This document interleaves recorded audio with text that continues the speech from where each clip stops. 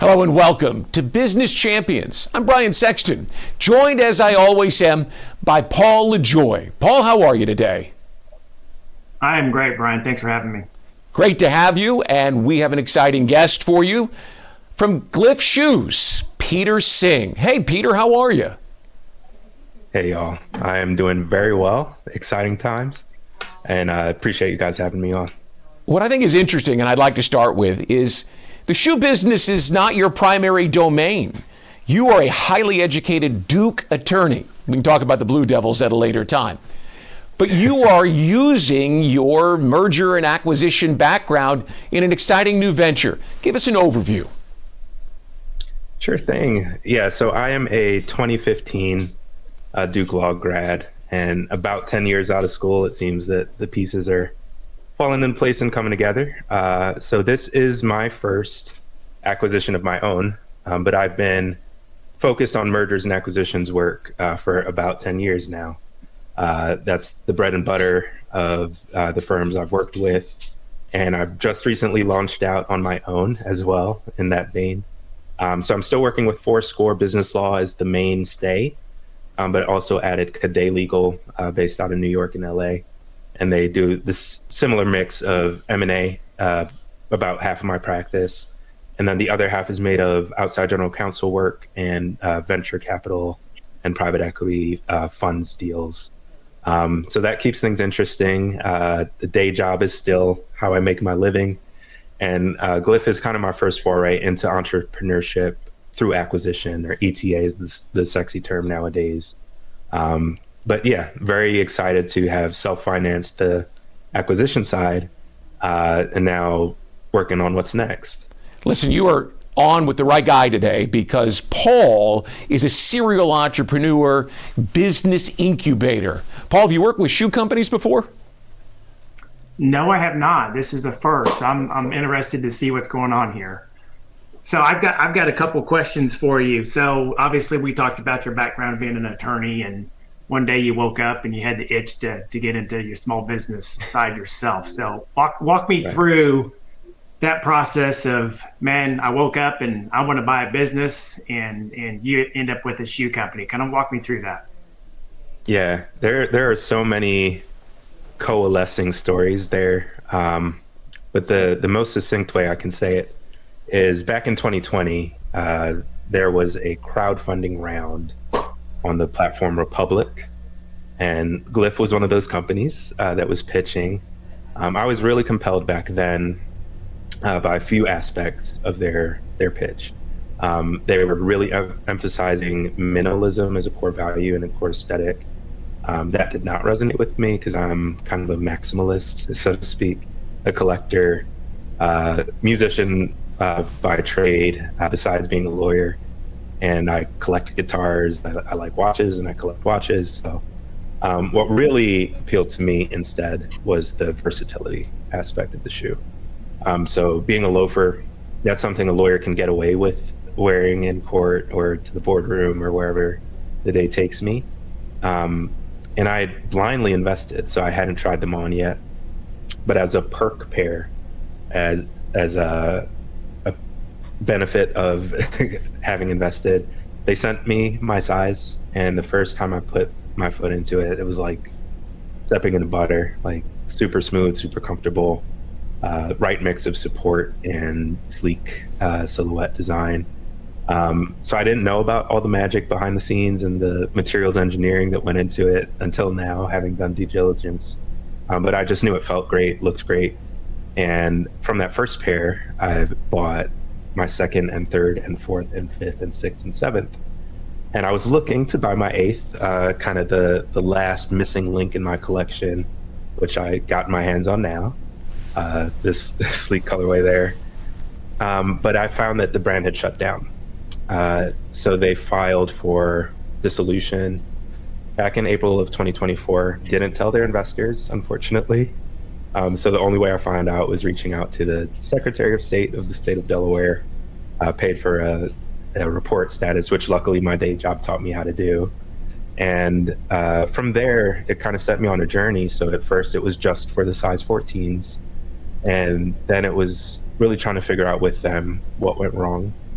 And then it was trying to figure out with them what I could do differently. So it became an acquisition target of my own, and a godsend. I was able to really get everything in the mix: a registered trademark, a design patent with 15 years of exclusivity, all of the existing inventory, which just being tallied up is over 2,200 pairs, and got all that just for paying off a warehouse that they had a balance with. So really a godsend, really a blessing, high margin right out of the gate.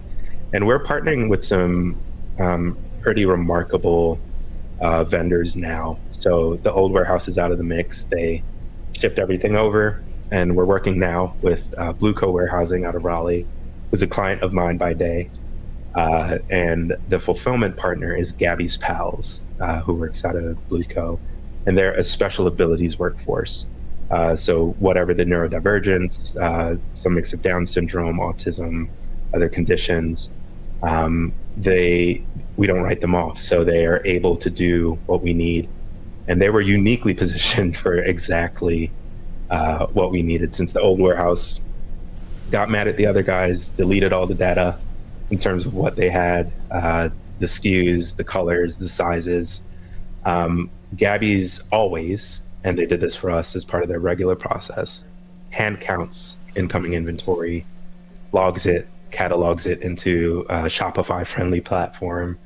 And it really has been a godsend so far. Even just last week was the first time all of our shoes were there, and I left my otherwise office, and popped up at the warehouse just to hang out with these guys. And they're pure. Like, there's no better way to say it. And we're exploring some other synergies. One is that our shoes had historically been made in China. We know tariffs are doing what tariffs do. So in exploring ways to pivot, we've discussed possibly partnering with Gabby's Pals to manufacture the shoe in-house at the warehouse. There's some kinks to work out there, but some godsend synergies are that the North America headquarters for the company that makes the same sewing machines they've always used, Stoll, that North American headquarters is in North Carolina, just a couple towns over. They have something called Stoll Academy. And first they're hearing of this, but I'm making a pitch to them to give scholarships to anyone from Gabby's Pals who wants to take the courses, learn knitting basics, digital knitting, all of the kind of ins and outs of the machinery, and even hopefully donate a machine or two to the operation. But that's a path we're exploring and really excited about. Some others are the existing supply chain relationships that we're inheriting. We're going to see what pricing looks like on that front. We also have some backups in Vietnam, Indonesia, India. But Gabby's is kind of where my heart is at right now. And my co-founder, Isaac Marav, he's a shoe guy. So his day job is business to business sneaker sales. They did over $80 million in revenue last year. Both Ike and myself are thankfully taken care of with our day jobs. So all of the funding and everything else in the mix, we're not taking salaries from the business, but we do have equity stakes, and we're looking to really drive the value up and make it something special. Hey, Peter, where do people find you if they want to take a look at the product and more about what you're doing? Yeah. So historically, it's been a direct-to-consumer products. Glyph.earth was their domain. I also bought into perpetuity glyphshoes.com, so that currently redirects to their Shopify framework. But we're kind of doing some refresh on the UI, the UX, the look and the feel to make it our own. They can go to either glyph.earth or glyphshoes.com and see our product line. Right now, it's all listed as sold out, but we are literally counting and logging, gearing up for relaunch. So they will be available soon. The one I showed you is the one I was after it's listed as 10 or Hawkeye. But this is the best seller historically. It's called the Marlin, white piping, beautiful, kind of almost shiny navy blue composite material there. And then the sole here and glyph on the bottom. It's a beautiful looking product. A really simple design, sleek. Not a lot going on, but a lot to it. One of the founders was a materials engineer out of Cornell. And he's along for the ride with us. They have some rollover equity, which I was very intentional on sharing. So their investors, the founders, they all have an interest in seeing us succeed, including the crowdfunding folk that I myself came out of. Well, you say there's not a lot going on with the shoe maybe because it's minimalist, but there's a lot going on with you. And we appreciate you taking the time to join us and share a bit of your story. We'll put your information in our show notes and share it with people across our social media platforms. Thanks for joining us on Business Champions. We look forward to catching up with you soon. All right. Thank you guys for having me. It's been a pleasure. Thanks Peter. I love the thank story. you. We'll see you next time on Business Champions.